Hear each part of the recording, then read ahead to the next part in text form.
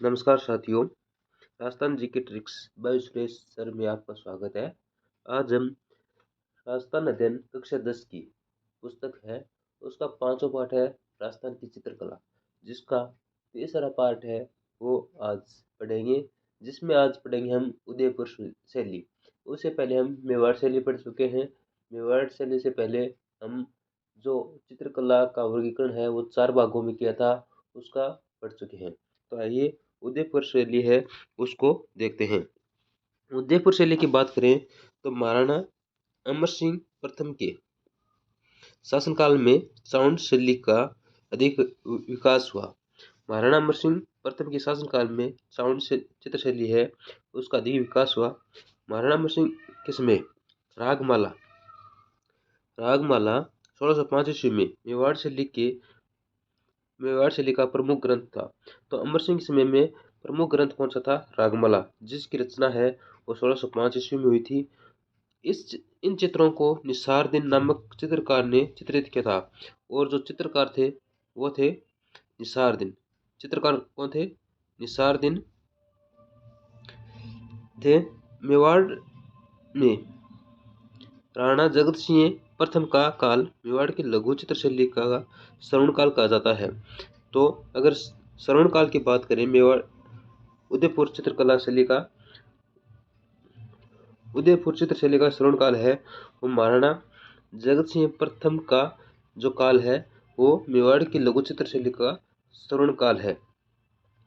इस काल में रसिक प्रिया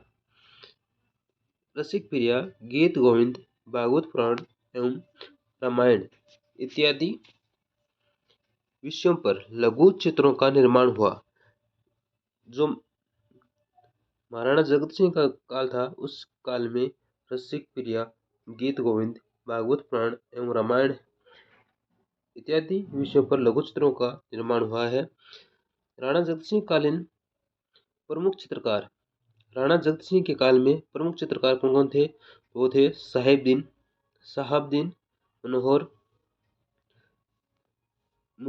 महाराणा जगत सिंह ने राजमहल में चित्रों की ओरी नाम से एक चित्रशाला की स्थापना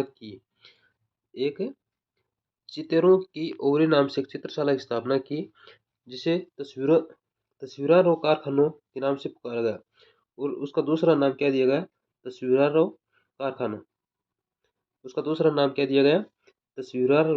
कारखानों के नाम से पुकारा गया। राणा जयसिंह के काल में लघु चित्रों का निर्माण अधिक हुआ। महाराणा संग्राम सिंह द्वितीय के काल में गीत गोविंद, बिहारी सतसई, सुंदर श्रृंगार, मूला दो प्याजा के लतीफे, कलीला दमना ग्रंथों पर आधारित चित्र है। राणा जयसिंह के काल में लघु चित्रों का निर्माण अधिक हुआ है। महाराणा संग्राम सिंह द्वितीय के काल में गीत गोविंद, बिहारी सतसई, सुंदर श्रृंगार, मूला दो प्याजा के लतीफे, कलीला दमना ग्रंथों पर आधारित चित्र प्रमुख है। तो ये चित्र हैं, ये भी कई बार परीक्षा में पूछे जा चुके हैं। जिनमें कलीला दमना है वो काफी बार पूछा गया है कि कलीला दमना क्या है। तो ये उदयपुर चित्र शैली के 2 चित्र हैं। ठीक है। अगला प्रश्न है, मेवाड़ शैली में पुरुषाकृति गंठिली मूछे से युक्त भरे चेहरे। ये मेवाड़ शैली की जो विशेषताएं हैं वो है, मेवाड़ शैली में पुरुषाकृति है, जो पुरुषों के चित्र हैं उनमें गठिली मूछों से युक्त भरे चेहरे, विशाल नयन, खुले हुए अधर, छोटी गिरवा, छोटा कद। ये मनुष्य की जो विशेषताएं बताई गई हैं कि मूछ है वो गंठिली है, विशाल बड़ी बड़ी आंखें हैं, खुले हुए अधर हैं, खुले हुए होठ हैं, छोटी छोटी गर्दन है, छोटा कद है। उदयपुरी पगड़ी, लंबा साफा। ये जो पगड़ियां होती है उनके बारे में है। स्त्रियों का चित्रांकन है वो सरलता के भाव से युक्त है। जो स्त्रियों का चित्र बनाए गए हैं वो सरलता के भाव से युक्त हैं। मीनाकृत, मछली के समान आंखें, सीधी लंबी नाक, भरी हुई दोहरी ठोड़ी बोल सकते हो चिबुक को, है वो ठोडे को बोलते हैं। ठिकना कद, लुगड़ी, घाघरे और कंचुकी तथा ठेठ राजस्थानी आभूषणों से सज्जित रहा है। और जो राजस्थानी आभूषण है उनसे ये चित्र सज्जित रहे हैं। प्रकृति का संतुलन, प्रकृति का जो संतुलन है वो मेवाड़ चित्रकला की प्रमुख विशेषता रही है। और जो प्रकृति का संतुलित चित्रण है वो मेवाड़ चित्रकला का प्रमुख विशेषता है।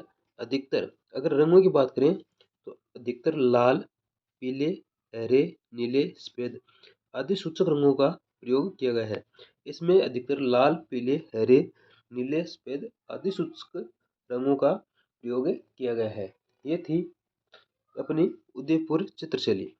अगली है नाथद्वारा चित्रशैली। नाथद्वारा चित्रशैली है उसकी बात करें तो मेवाड़ शैली का दूसरा प्रमुख दौर नवात नाथद्वारा शैली में दिखाई देता है। मेवाड़ चित्रशैली का दूसरा प्रमुख दौर है वो नाथद्वारा शैली में दिखाई देता है। नाथद्वारा में पुष्टि मार्गीय संप्रदाय, नाथद्वारा में पुष्टि मार्गीय संप्रदाय की भारत प्रसिद्ध प्रमुख पीठ है। अगर पूछे कि पुष्टि मार्गीय संप्रदाय की प्रमुख पीठ कहाँ पर स्थित है तो नाथद्वारा में स्थित है। जो श्रीनाथ जी की भक्ति जो श्रीनाथ जी की भक्ति का प्रमुख केंद्र होने के कारण मेवाड़ की चित्र परंपरा में नया अध्याय जोड़ता है। यहाँ पे है श्रीनाथ जी का मंदिर है जिस जो मेवाड़ की चित्र परंपरा है में नया अध्याय जोड़ता है। ये उदयपुर शैली ब्रज शैली का सम्मिलित रूप है। और जो नाथद्वारा शैली है ये किसका सम्मिलित रूप है? उदयपुर शैली और ब्रज शैली का सम्मिलित रूप है। ये इंपॉर्टेंट फैक्ट है। नाथद्वारा शैली की मौलिक देन श्रीनाथ जी की, नाथद्वारा शैली की मौलिक देन श्रीनाथ जी के स्वरूप के पीछे सजा के लिए बड़े आकार के कपड़े के पर्दे बनाए गए हैं। नाथद्वारा शैली है उसमें जो मौलिक देन है वो श्रीनाथ जी की जो मूर्ति है उसके पीछे सजाने के लिए, ये सजावट के लिए जो बड़े आकार के कपड़े के पर्दे पर बनाए गए चित्र हैं वो पिछवाइयों के नाम से जाने गए हैं।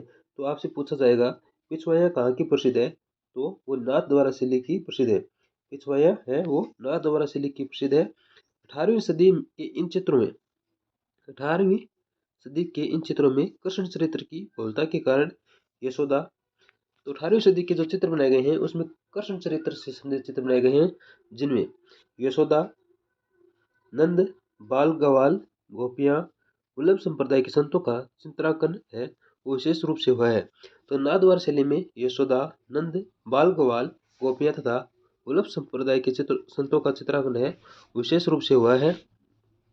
इसमें हरे पीले रंगों का अधिक प्रयोग हुआ है। इसमें हरे पीले रंगों का अधिक प्रयोग हुआ है।